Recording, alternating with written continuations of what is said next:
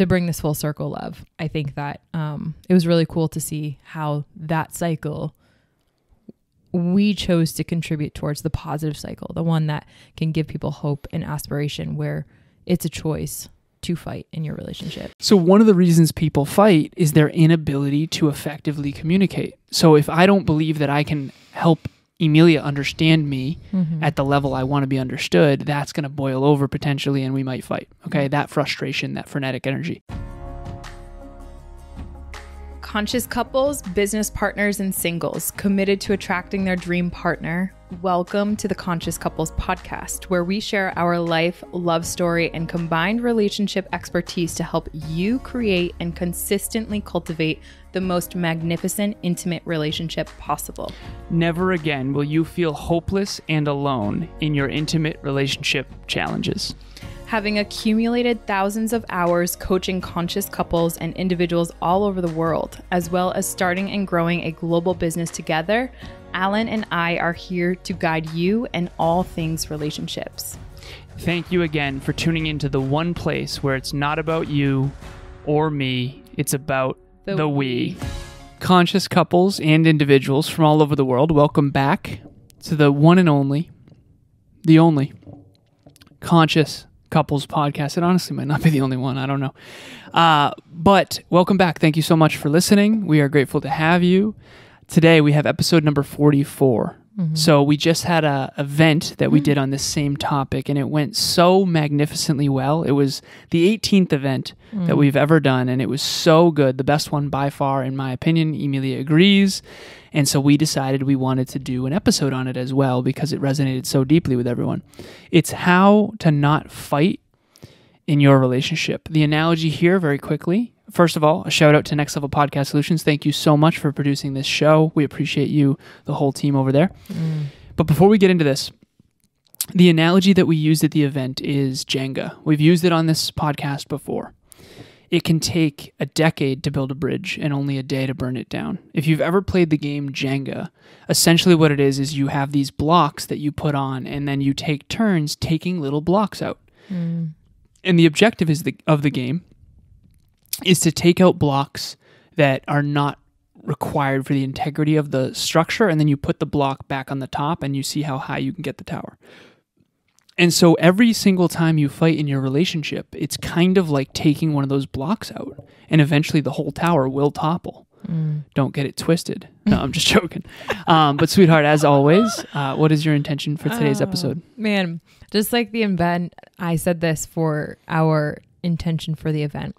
My intention for this episode is to help empower everyone who might have grown up with exposure to a relationship that constantly fought or would fight and maybe was in the scenario where they never really thought that this was possible for them, and certainly not possible in general.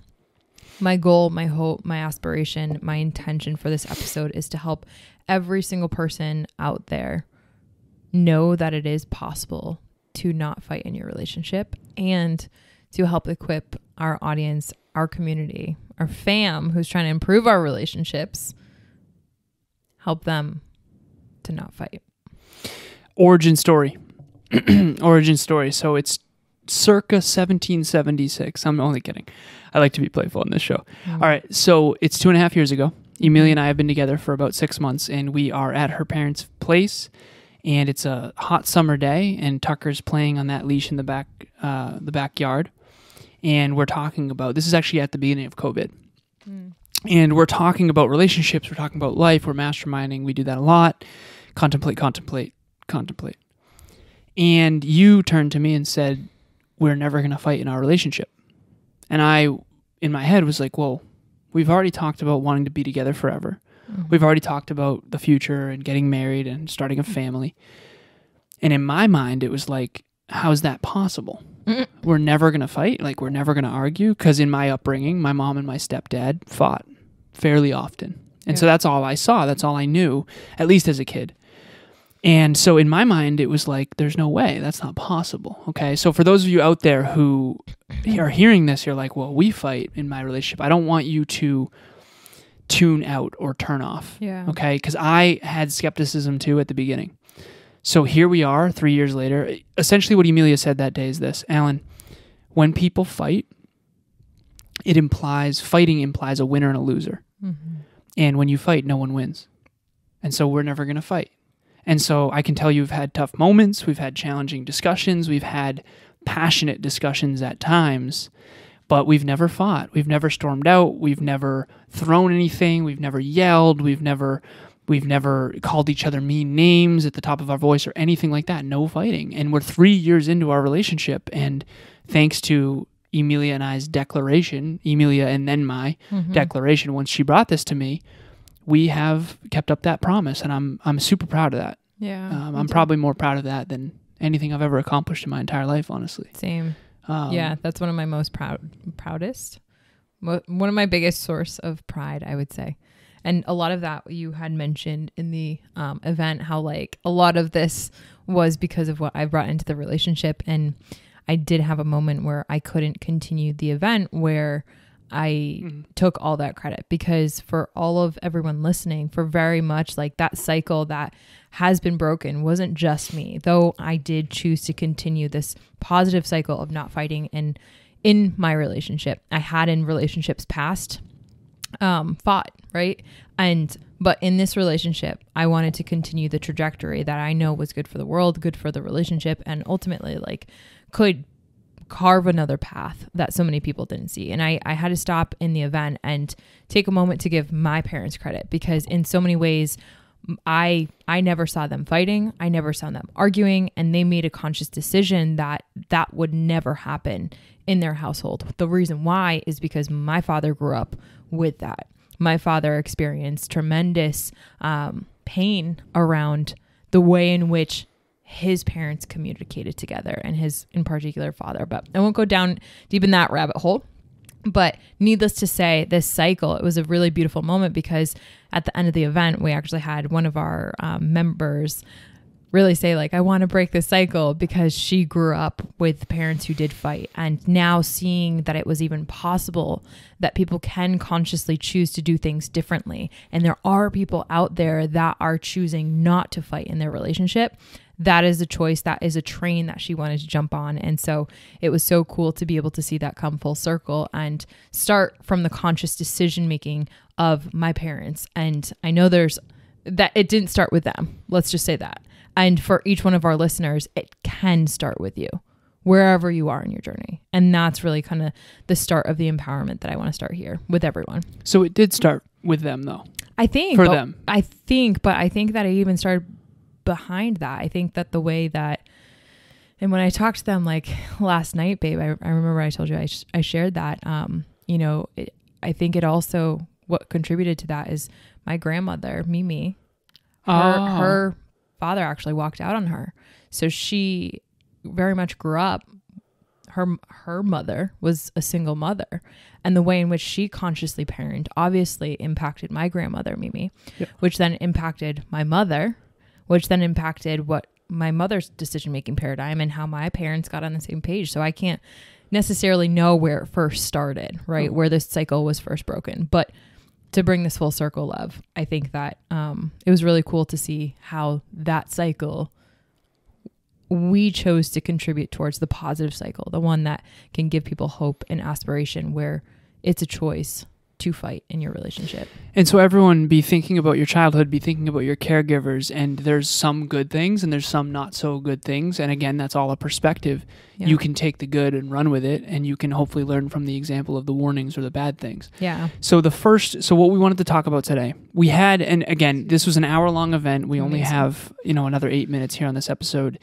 And so we're not going to go into the deep rabbit holes of all the different things we talked about, but the 5 things that we do want to talk about today, and even 5 is kind of a lot, is 1, poor modeling, and we just talked about that. This is why we fight. So this is why we fight. Yep. Yeah, the reasons why we fight, the top 5 reasons why we fight. Because if you understand why you and your partner are fighting, at least then you have the opportunity to choose differently.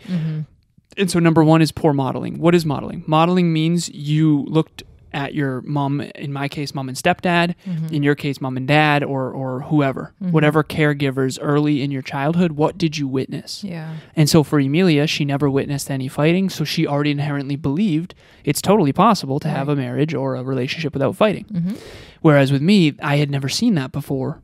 I had never witnessed that, so for me, it was a little harder to believe. Right. Okay? Number 2, the inability to express effectively. So how many times have you out there listening or watching this wanted to communicate something, but you had no idea how to do it? And at the event, Emilia had a video up of a person with a light bulb on their head. It was like a picture, like a pasta strainer. Yeah. And then like that was connected to a light bulb where they're like writing math equations on a chalkboard. on the chalkboard. And like the light bulb is flickering and there's a person next to them like scratching their heads like, I don't understand what you're trying to write on the board. So it was just really cool. So one of the reasons people fight is their inability to effectively communicate. So if I don't believe that I can help Emilia understand me at the level I want to be understood, that's going to boil over potentially and we might fight. Okay, that frustration, that frenetic energy. Right. Number 3 is lack of emotional regulation, and I'll let you. Yeah, lack of emotional regulation. So number 2 actually leads to, you just mentioned, boil over, right? So lack of emotional regulation is where, so for example, if you had seen in your poor modeling, people wouldn't know how to effectively communicate their needs or whatnot to their partner. What would end up happening is an emotion would really crop up and they would allow that emotion to kind of boil over, to use your word. So volcano. Erupting. Right. Who's ever felt like an emotion has kind of just boiled up with inside of them? You can maybe feel some of your physiology. Your body temperature feels like it changes. You might feel like a flood of emotions, right? We talk about that a lot. And a lot of people will take that on and say, okay, this is my human experience. And this emotion runs me. And don't feel any ability to interrupt that feeling, nor do they really feel empowered to be able to change their emotion. Instead of headed towards an eruption and feeling angry, what we talked about in the event was essentially the constructed theory of emotion versus classical theory of emotion. And high level, essentially, classical theory of emotion is what a lot of us were raised with, meaning we were born with specific feelings and emotions, and we have zero control over them. And there's nothing we can do about it. Nothing we can do about it. So, for example, well, I'm German, or I'm Irish, or I'm Italian, or whatever, insert excuse here of why you're a certain way. Right. It's kind of like that limiting... Why you're hot-tempered. Yeah, why I have a temper, why I have a drinking problem, whatever it is. Right. And so it's kind of this limiting belief of, well, I was born this way, so I can't change it. Exactly. That's kind of what it's like for a classical theory of emotion, a fixed mindset. In other words, what Emilia and I are trying to help people with in our relationship talks coaching is you are choosing your thoughts, you are choosing your emotions, you have a choice, you have a responsibility, an ability to respond. Yes, okay, you got triggered, but now you can choose a different thought, a different focus, a different emotion, and then you can actually regulate. You can regulate your emotions. And this is sort of like emotional fitness, if you will. Emotional agility. Yeah, exactly. Yeah. So we went into the constructed theory of emotion, which is essentially high level. We should do an episode on this, probably. We definitely will. Hi, my name is Lynn Nguyen, and I've been attending the past few relationship talks that Alan and Emilia host every single month. The reason I join is I want to become the ideal partner for someone. I want to be able to attract my ideal partner. So I attend these talks. I'm part of the community where I can continue engaging after the meetings. I can also engage with both of them and the rest of the community as we learn and share and grow together. So, the number 3 reason, which yes, I'll get emotional on. Just joking. the number 3 in this of why do we fight? It really comes down to a lack of emotional mastery or emotional regulation, and in this, what we explained in the event, even just an awareness to the fact that we can choose our emotions. And so, what I want to give Emilia credit for really quickly, and this is what I did at the event, I think it was valuable, is one of the ways in which we've been able to not fight in the last 3 years. Honestly, is because every time we had that boiling happening of escalation. Yes, exactly. You were able to emotionally regulate and then kind of call that out. So then I would emotionally regulate. De-escalate. But I think you were the one de-escalate. Exactly. But you were usually the one who catalyzed that, whereas I was probably a little more in the heat of the moment. And so I gave Emilia a lot of credit at the event. But my point of that is not just to give her credit, but also to help other people realize who are listening that someone is going to have to de-escalate and emotionally regulate. And the quality of your ability in a relationship to actually not fight is predicated on who has the best emotional regulation, in which case, in our case, it's obviously me. Well, your skill has come up in that. And that was really cool to share in the event too, of like, even though, again, all of this is skills that we can develop. These are tools that we teach. These are things that we help so many people who believe that they can improve their relationships and that love should be protected. It's just a skill. And so we can all get better at this. And your emotional regulation has significantly increased since you have just been open to learning about it, been open-minded to it, and have tried through it. Thank you, sweetheart. Thank you. Yeah. So number 4 is poor listening skills. The example that I used is, and I said this in the event, again, for those of you who were there, we're sorry. It's just a recap. But we're also not sorry because repetition's important. Right. And we're grateful you were there and still listening to this. And the analogy here, but yeah, right. Yeah. The analogy here, by the way, is this. Imagine this is the song. The event was the concert. Yeah. Don't miss the next one. Don't miss it. Okay, don't. Whatever you do. Be there or be square. No, I'm joking. All right, so poor listening skills. The analogy I used at the event was this. At the beginning of a relationship, when you're on a first date, second date, third date, you two just cannot get enough of each other. I'm hanging on every word. I just want to hear everything. Tell me about your life. Tell me about your joy and your dreams. Like, tell me about it, right? And then like 2 years in, I love you.